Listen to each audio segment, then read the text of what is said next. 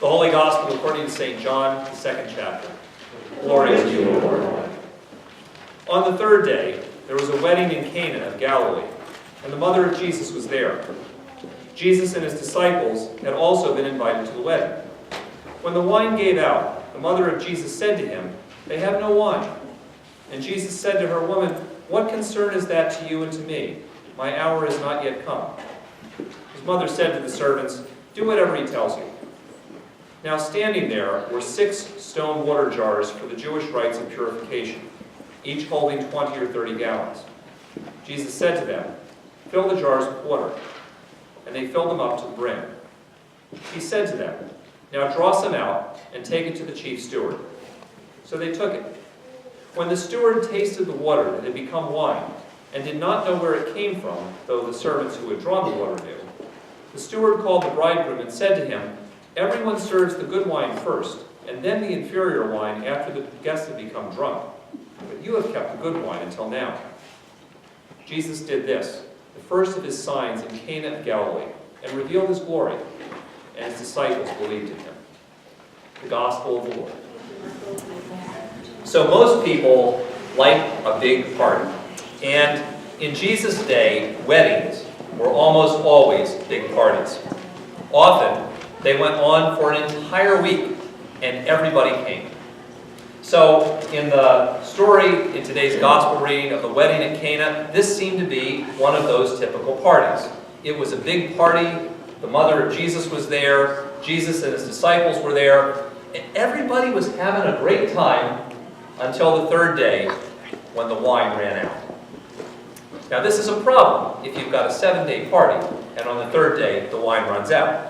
So Mary comes over to Jesus and simply tells him they got no wine.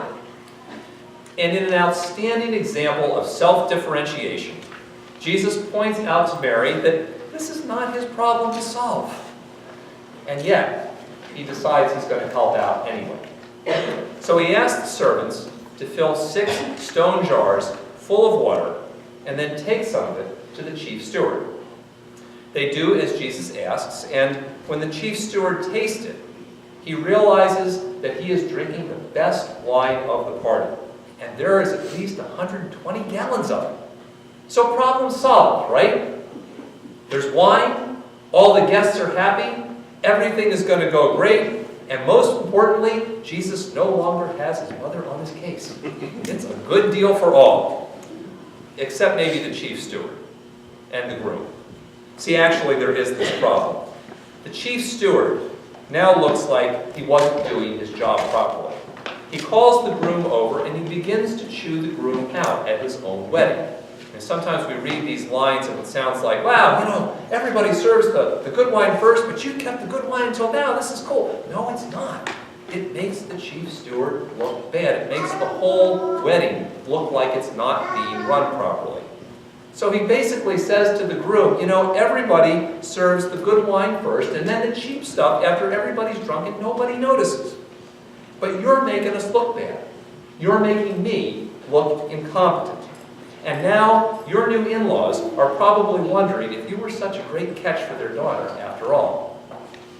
Now, the good thing for Jesus is that the chief steward doesn't know that it's Jesus who did this, and the servants who drew the water don't rat him out.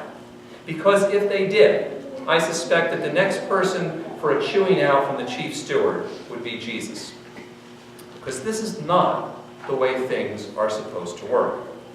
It makes the chief steward and the groom look bad.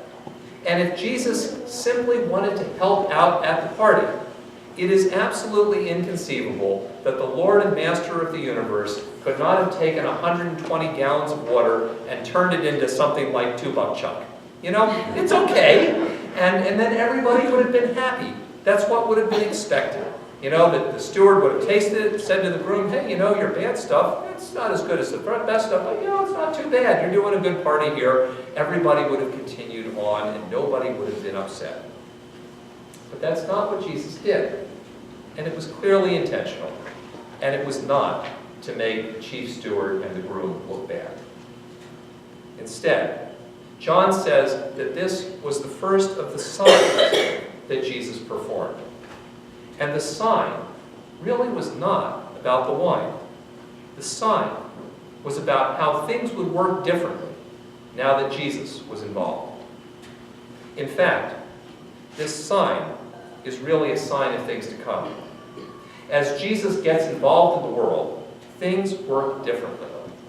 Things work differently in ways that may be great, but also just seem wrong. You know, it's great that there is now plenty of wine for this party, but it just doesn't seem right that it's better than the first stuff. And later on, people think, well, it's great that all these people are being forgiven, but it just doesn't seem right that they don't have to earn it. When Jesus gets involved in the world, things work differently, in ways that do not always make everybody happy. Or at least they resist it, because they know how the old ways worked and it just doesn't seem right. So in one sense, the groom and the chief steward, they should be ecstatically happy. They're in day 3, the wine ran out, but now they got enough wine to continue the party and everything's going to be great. But they're not really happy because they can't explain it, they don't know why, it makes them look bad, they're uncomfortable, they're not happy. And later on, a lot of people watch all the things that Jesus does, and they think, hey, this is pretty cool and everything, but then they start to realize, you know, this is not exactly the way we expect God to be working in our lives. And some of those people eventually decided, you know, we just got to crucify this guy. When Jesus gets involved in the world, things work differently, in ways that actually, nevertheless, continue the party even when it seems like there's no hope for any continuation. I mean, Mary was probably not the only person who recognized that the wine had run out. Everybody standing at the bar realized that too. And there was nothing anybody at that party could do to fix that problem. At a regular party, when that happens, the host gets up and says, you know, we've had a great party. Thank you all for coming. Now, go home! Really, the party's over. And that's the way people thought. But Jesus did a new thing, and the party continued. And later on, when the disciples thought the party's over because Jesus has been crucified, he's dead, he's buried, Jesus does a new thing they were not expecting. He returns to life, the resurrection happens, and God's party of life continues, but in a way that nobody expected. This first sign was intended to be a sign of how Jesus was going to be working in the world.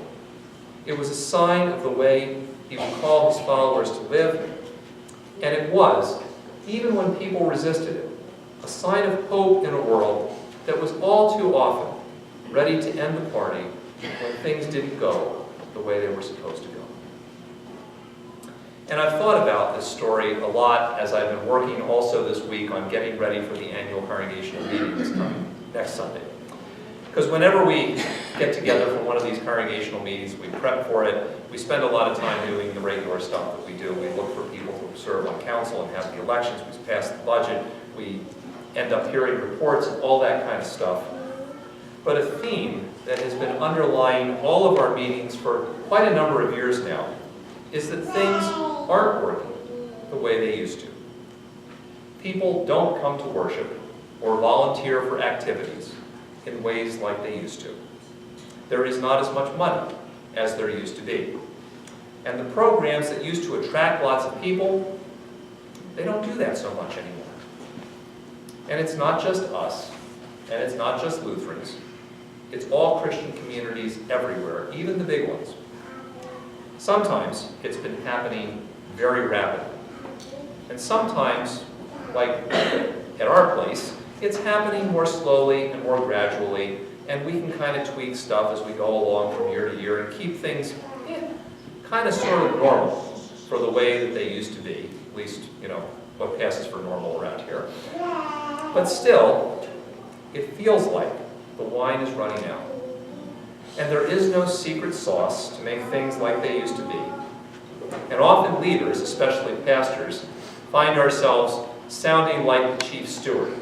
You know, this is not the way things are supposed to go. This is not the way things are supposed to operate, especially when we've been doing all the things that we're supposed to do and that always worked before.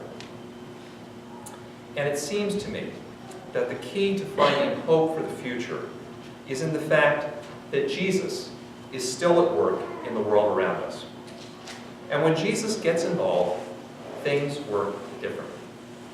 And it's not that Jesus is necessarily bringing on all the changes that we've been experiencing. It's just that as things in the world around us are working differently, Jesus is also working differently.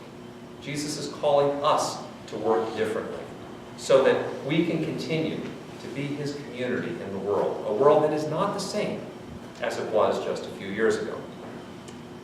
And in order for us to be open to how Jesus is working differently in our lives and in the world around us, I think it's important for us to grow as people who get a little bit more comfortable continually with the idea that the party of Christian community is going to work differently because the context in which we're living that party has changed. The world around us has changed, and that means we can't just get back to figuring out how we can be the same as we used to be. And it feels wrong. It's just different. It feels wrong. But you know, at Cana, Jesus did something really different, and it felt wrong. So could it be that sometimes the ways that we feel like, yeah, this just seems wrong, are those actually the ways that Jesus is calling us to move and to live? Are we at least open to that possibility? If we're going to be people who are open to the new thing and the different thing that Jesus is doing in our lives, it often means that we too have to get comfortable with the feeling that everybody is not going to be happy about the new way that the party runs or the different way that the party runs. And most importantly, that means each one of us has to say, am I willing to be uncomfortable? Am I willing to be like the chief steward and go, you know what? This feels different. This feels wrong, and I'm not comfortable in this, but it's okay because this is the way Jesus is working right now. Am I willing to be the person that's uncomfortable? Because usually when we have conversations in the church and in society about, you know, everybody's not going to be happy about this, we all go, oh, that's okay because the other people aren't happy. That's okay. You know, if you're a liberal and it ticks off the conservatives, that's fine. If you're a conservative and it ticks off the liberals, that's fine.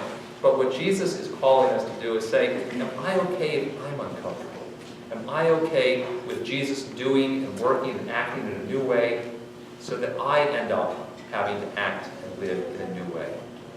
Am I willing to do that? Are you? That's the call that Jesus is asking us in this story.